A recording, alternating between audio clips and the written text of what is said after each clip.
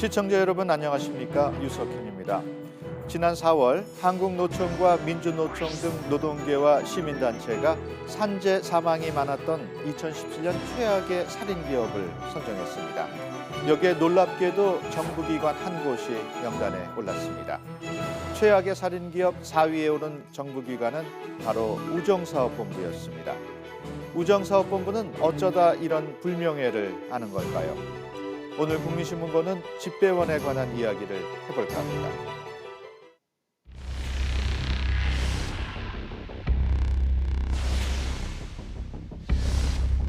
우체국의 비극이 수면 위로 떠오른 건 지난 6월이었습니다. 경기도 가평 우체국에서 6개월 동안 집배원 3명이 숨진 사실이 알려진 건데요. 그 비극은 비단 가평 우체국만의 일은 아니었습니다.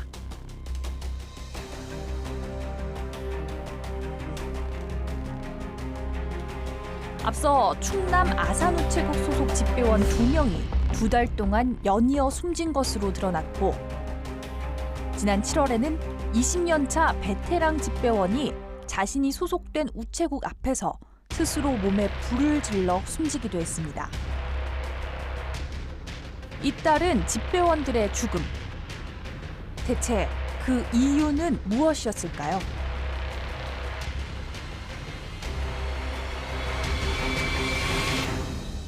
우리가 하루에 13 내지 14시간 일을 하면서도 휴게 시간은 없이 15분 정도 점심때 그 빵하고 우유를 먹는 시간, 그리고 식사를 한다 하더라도 식당에서 미리 가서 나 된장찌개 좀 하나 해주세요 시켜놓고 한 50군데를 돌고 된장찌개가 나왔으면 가서 후다닥 그거를 갖다 물 말아서 이제 먹는 시간, 최소한 한 20분 안에 그게 이루어지는 것이 휴식 시간이 전부 다입니다. 일을 심하게 하니까 심장을 계속 쓰게 되고 더 많이 쓰게 되고, 그래서 심장에 부담이 되면서 심근경색이 생길 수 있고요. 그 과정에서 혈압이 더 높아지거나 고혈압이 생기거나 뭐 이럴 경우에 이제 혈압이 높아지면서 뇌출혈 같은 것도 많이 생길 수가 있죠. 그래서 이제 장시간 노동을 하면 우울 증상 같은 것들이 1.5배에서 많게는 2배까지 증가한다는 연구 결과들이 있습니다. 과도한 장시간 노동, 그러고 중간에 휴식 시간도 그렇게 많이 이제 갖지 못하고 집에 가서는 그냥 잠만 자다가 다시 출근을 해야 되고, 아프더라도 아프다고 말을 잘 못하고, 다른 어떤 직업군하고 비교했을 때도 이 사망률이 월등히 높은 거고, 이거는 정상적이지 않은 상황인 거잖아요. 이렇게 집배원의 과로와 죽음의 상관관계에 대한 논의가 본격화되던 지난 9월 초, 또다시 충격적인 뉴스가 전해졌습니다. 일하다가 교통사고로 치료를 받은 집배원이 우체국에서 출근을 강요했다, 이런 유서를 쓰고 스스로 목숨을 끊은 문장입니다. 업무 중 교통사고를 당한 집배원이 업무 복귀를 앞두고 스스로 목숨을 끊은 건데요. 이기련 집배원의 시신이 발견된 방에서는 번개탄을 피운 흔적과 함께 겨우 28글자만 적힌 유서가 나왔습니다.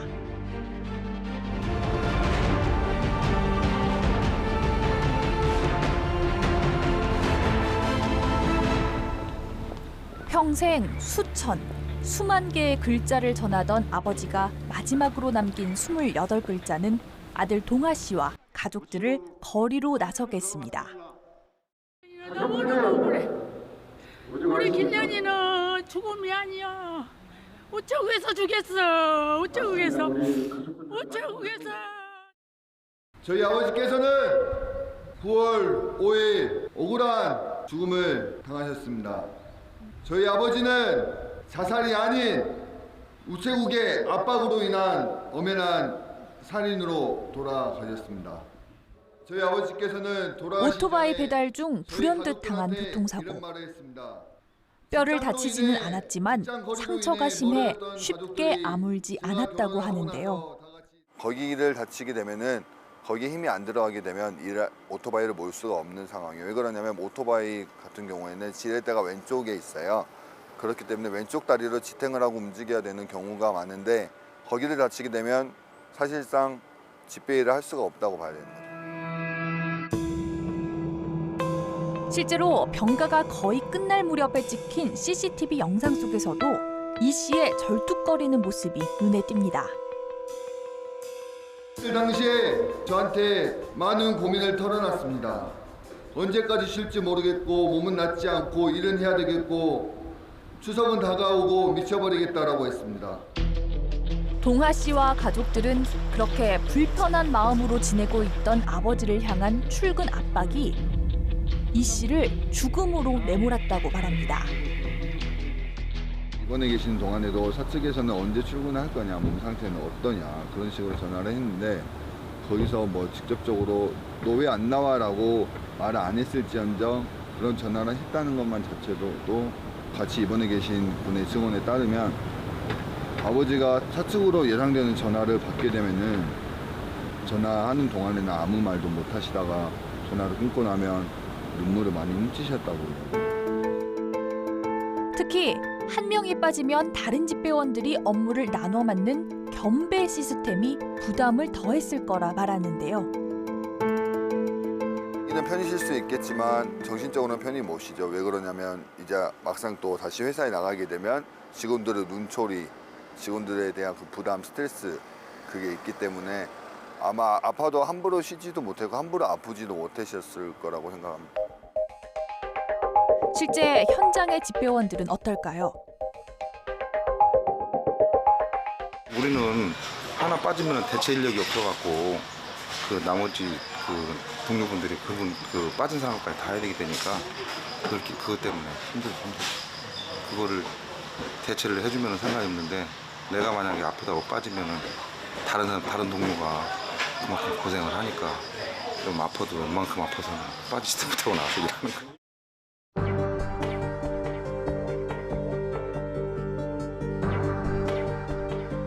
결국 서로에게 피해를 주지 않으려 아파도 쉬지 못하고 피로는 누적돼 가는 겁니다.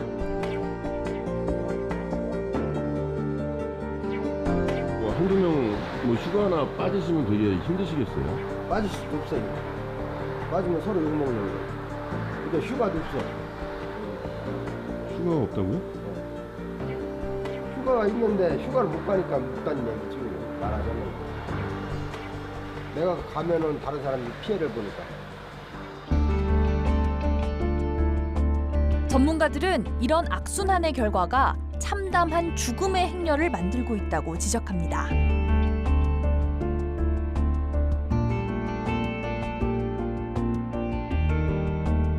너무 장시간 노동, 인력을 여러 이유로 해가지고 제대로 그 보충을 하지 못한 상태에서 현재 일하는 집배원들이 과중한 업무를 하다 보니까 그로 인해서 뭐 자살한 경우도 물론 있고 그렇지 않은 경우에는 주어진 그 여건 속에서 일을 하다가 견디기 힘들다 해가지고 결국 이제 그 과로사 되는 경우도 되다 보니까 그거는 죽음이긴 하지만은 사회가 그렇게 만들어낸 죽음이 아닐까라는 생각에서 사회적 타살이라는 표현을 씁니다. 사랑의 전령사이자 때론 미담의 주인공으로 함께했던 집배원.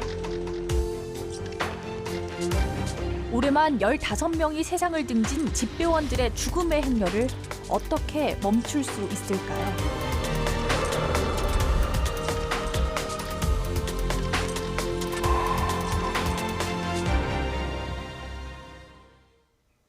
고 이기련 집배원이 남긴 유서가 집배원들의 현실이 아닐까 싶습니다. 현장에서는 하루 일을 시작하면서 동료 집배원에게 오늘 꼭 살아서 보자라는 뼈있는 농담까지 오간다고 하는데요. 취재를 맡은 한현희 기자와 함께 자세히 이야기 나눠보겠습니다. 한 기자, 올해만 15명의 집배원이 목숨을 잃었다는데 도대체 무슨 일이 있었던 겁니까? 네, 올해 갑자기 많은 분들이 돌아가신 건 아닙니다. 최근 5년간 집배원 사망자는 70여 명입니다. 해마다 10여 명의 집배원이 숨졌다는 건데요. 그동안 누적되어 온 문제가 올해 들어서야 표면에 떠올랐다고 보는 게 옳을 것 같습니다. 우정본부에서는 근무 중 사고로 돌아가신 분과 개인적인 지병으로 돌아가신 분이 합쳐진 수치라서 업무와 연관성이 크다고 보기는 어렵다는 입장이지만 주요 사망 원인을 보면 뇌출혈, 심근경색 등으로 과로가 원인인 것으로 추정되는 뇌심혈관계 질환이 많습니다. 전문가들은 원래 개인적으로 병이 있었다고 하더라도 추울 때나 더울 때나 밖에서 일을 해야 하는 일의 성격이나 또 제때 치료를 받지 못하는 상황 같은 직업적인 이유로 병이 악화할 수 있다고 설명했습니다. 다른 직업군에 비해서 사망자가 많은 근본적인 원인이 장시간 노동일 수 있다는 건데요. 한 기자, 집배원들이 얼마나 경매에 시달리고 있는지 설명을 좀 해주실까요? 네, 조사 기관마다 결과는 약간 차이가 있지만 집배원의 연평균 근로시간은 2,800시간을 훌쩍 넘기는 것으로 나타나고 있습니다. 우정본부에서는 2,531시간으로 집계하고 있고요. 이게 얼마나 많은 건지 감이 잘 안 오실 텐데요. OECD 자료를 보면 우리나라 근로자가 1년 평균 2,069시간을 근무하는 것으로 나옵니다. OECD 평균보다 300시간 정도를 더 많이 일을 하는 건데 하루에 법정 노동시간인 8시간을 근무했다고 했을 때 우리나라 노동자들이 OECD 평균보다 1년에 38일 정도를 더 근무하는 것으로 나타납니다. 이게 우리나라 취업자 평균이 그렇다는 거고요. 집배원들은 앞서 말씀드린 것처럼 우리나라 취업자 평균보다 1년에 많게는 800시간 정도를 더 근무하고 있습니다. 이걸 앞서와 똑같이 계산을 해보면 1년에 100일, 그러니까 석 달 이상을 더 근무하고 있는 겁니다. 네, 정말 심각한 상황입니다. 그런데 우정본부에서 말하는 근로시간과 노동계에서 조사한 근로시간이 300시간 정도 차이가 나는데 그 이유는 뭡니까? 네, 이 조사의 표본이 다르다는 것을 고려하더라도 차이가 상당한데요. 그 이유는 언제부터 언제까지를 근로시간으로 볼 것이냐, 그 기준이 서로 다르기 때문입니다. 노동계에서는 대체로 출근한 시간과 퇴근한 시간을 기준으로 한 것인데 반해서 우정사업본부는 법정 근로시간에 초과 근무 수당을 지급한 시간을 더한 것을 근로시간으로 보고 있는데요. 우정노조에서는 이런 결과는 오히려 우정본부가 일한 만큼 초과 근무 수당을 제대로 주지 않고 무료 노동을 했던 것을 보여주는 것이라고 꼬집고 있습니다. 앞으로 집배원 관련 문제를 푸는 데 있어서 근로시간과 관련한 기준을 정하는 것이 큰 쟁점이 될 전망입니다. 기존 자료만 보더라도 집배원들이 평균보다 훨씬 긴 노동을 하는 건 사실인 것 같습니다. 한 기자, 이런 장시간의 노동이 결국 건강에 영향을 미친다는 게 문제의 핵심이죠? 맞습니다. 장시간 근로가 심혈관계 질환과 뇌질환과 관련이 있다는 연구는 너무 많고요. 집배원들의 근무 강도도 엄청나다는 조사 결과가 나왔습니다. 최근 산재추방연합에서 부산과 경남 지역 집배원을 대상으로 조사를 진행했는데 집배원들의 평균 심박수가 105. 에너지 소모량 역시 1분에 5.8kcal로 나왔습니다. 달리기 같은 운동을 할 때 나타나는 수치가 이 정도인데 운동의 경우 일정한 시간만큼만 뛰는 거라면 집배원들은 장시간 노동을 하는 동안에 평균 심박수가 저렇다는 거거든요. 저 정도로 4시간을 일하면 4시간을 쉬어야 한다고 할 정도로 노동 강도가 센 거고 이런 노동 강도가 오랜 시간 이어지다 보니 결국 죽음이나 우울증으로 이어지고 있다는 게 전문가 의견입니다. 심각한 상황인 건 이해가 됩니다만은 얼핏 생각했을 때 우편물은 줄어들고 있는 것 같은데 왜 집배원들은 장시간 근로에 시달리고 있을까요? 네, 말씀하신 것처럼 보통 생각하는 편지나 엽서 같은 일반 통상은 많이 줄었습니다. 그런데 1인 가구가 늘면서 예전에는 한 가구에 5통을 배달했다면 이젠 3통을 3가구에 배달해야 하는 등 배달할 장소가 늘어서 노동 강도는 오히려 세졌다는 의견입니다. 또 등기와 택배 물량은 더 늘어나는 추세인데요. 우체통에 꽂아넣기만 하면 되는 일반 통상과 달리 등기나 택배는 당사자를 직접 만나야 해서 곱절 이상의 시간이 소요되고 감정 노동도 동반되고 있습니다. 참고로 집배원 한 명이 하루에 배달하는 물량은 평균 1,150건 정도입니다. 그럼 실제 집배원은 어떻게 일하고 있는지 집배원의 하루를 한현희 기자가 직접 따라가 봤습니다. 집배원의 하루는 분류 작업으로 시작됩니다. 동이 트기 전부터 쉴 새 없이 쏟아지는 택배와 우편물을 누가 배달해야 하는지를 가려내는 게 업무의 출발점. 왜 일로 보내냐고. 봐봐. 이게 어디 세종이야. 장군. 사무실. 잘못 온 건가요? 예, 오도착입니다. 발 디딜 틈 없이 쌓인 상자들을 정신없이, 그러면서도 꼼꼼하게 옮기고 나면 그제야 배달지로 떠날 수 있습니다.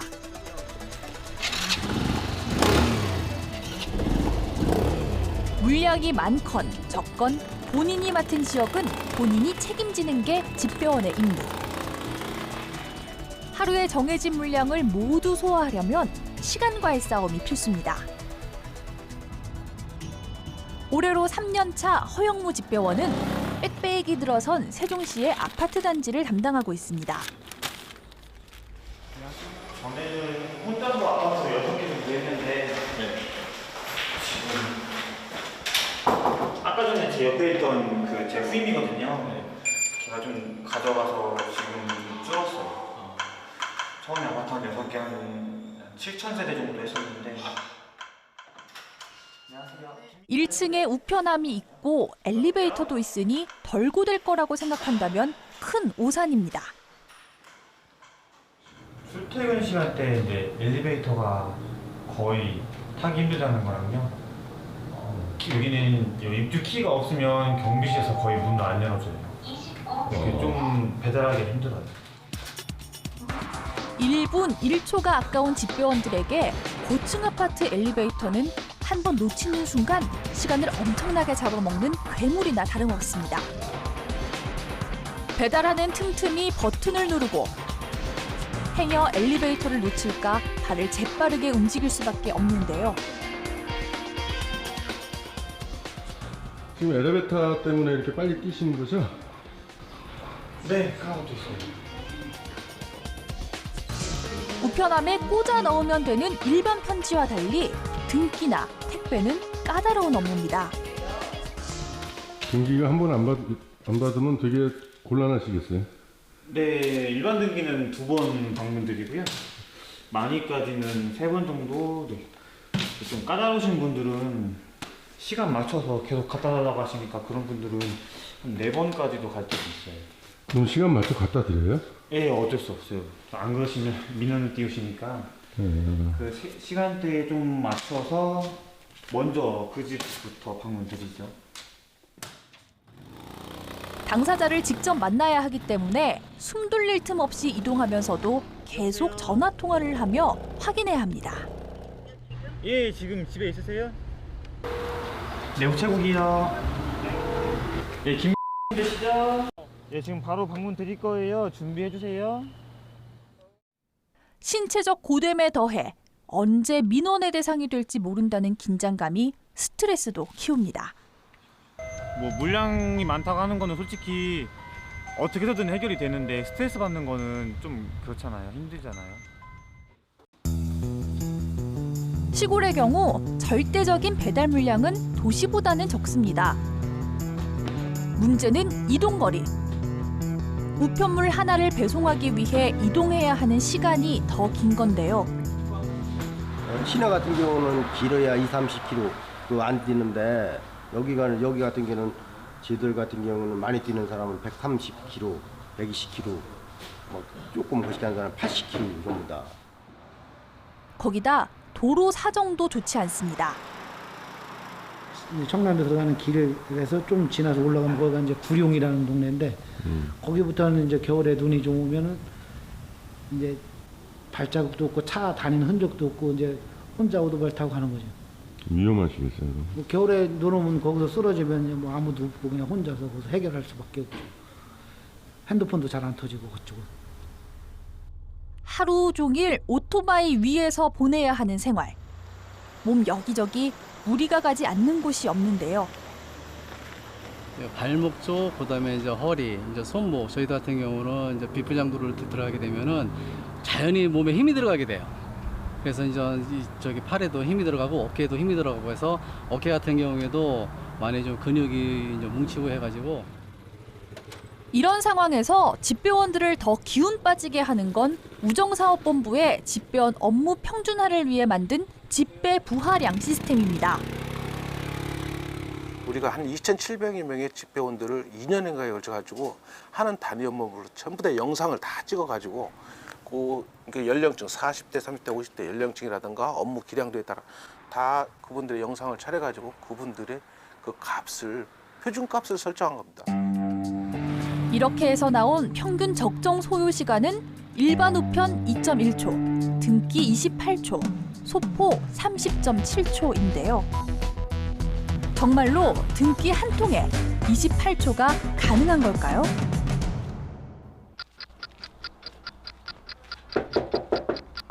님, 우체국 집배원입니다. 등기 왔습니다. 예, 저 신분증 필요합니다.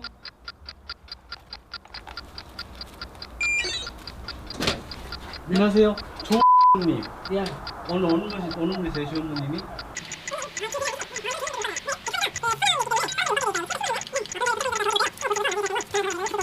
예, 감사합니다. 안녕히 계세요. 이게 등기는 시간이 좀 많이 걸리네요. 예, 많이 걸려요. 만약에 이제 작성을 하게 되면은요, 네. 또 이제 신분증에 기재를 하고 서명 같아도 카드는 한 9군데, 이런 거는 한 4군데 서명이 들어가기 때문에 좀 시간이 좀 많이 소요가 되고 있어요. 아, 그럼 우체국에서 말한 시간하고는 차이가 많네요. 차이가 많죠.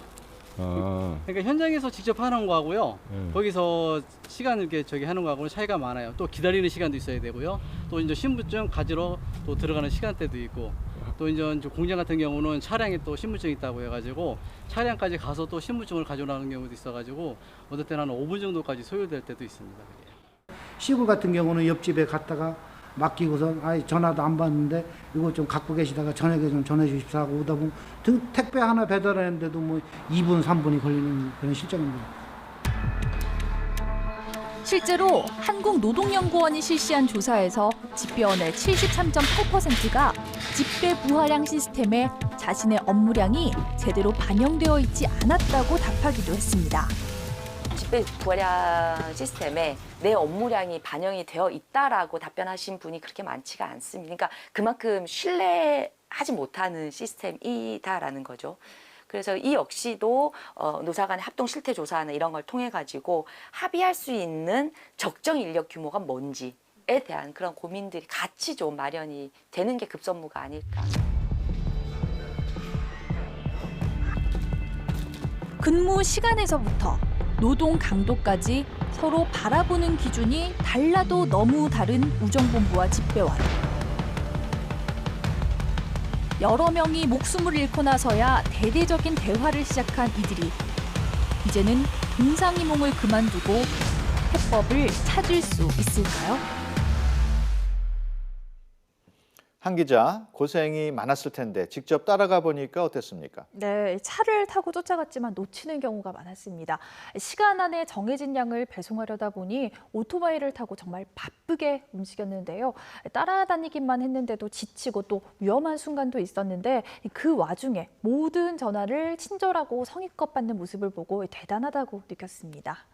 앞서 영상에서 집배 부하량 시스템을 지적을 했는데 어떤 문제가 있는 겁니까? 네, 사실상 집배 부하량 시스템에서 말하는 표준 시간은 영상으로 보신 것처럼 다양한 변수가 존재하는 집배원에게 일률적으로 적용하기는 어렵습니다. 그렇다 보니 부하량 시스템을 기반으로 책정한 적정 소요 인력 역시 현장 실정과 부합하지 않는다는 의견이 많습니다.